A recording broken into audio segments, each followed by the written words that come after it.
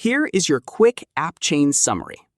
These are new, bespoke blockchain architectures. Frankly, forget the old debate between a giant blockchain like Solana and Ethereum's second layers. The future truly belongs to app chains, a network of blockchains designed specifically for the very specific needs of each application. First, we're talking about total independence from the chaos of public networks. Basically, an app chain is a blockchain dedicated to a single application to avoid the famous traffic jams.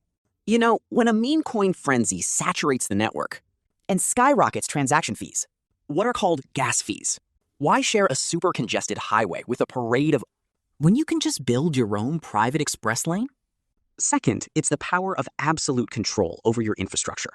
Instead of just deploying a contract on an existing chain, developers use tools like Cosmos or Avalanche subnets to choose their validators and even decide which currency to pay fees with.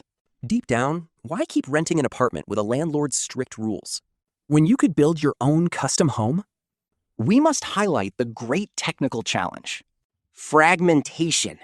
The risk is that each application becomes a bit isolated.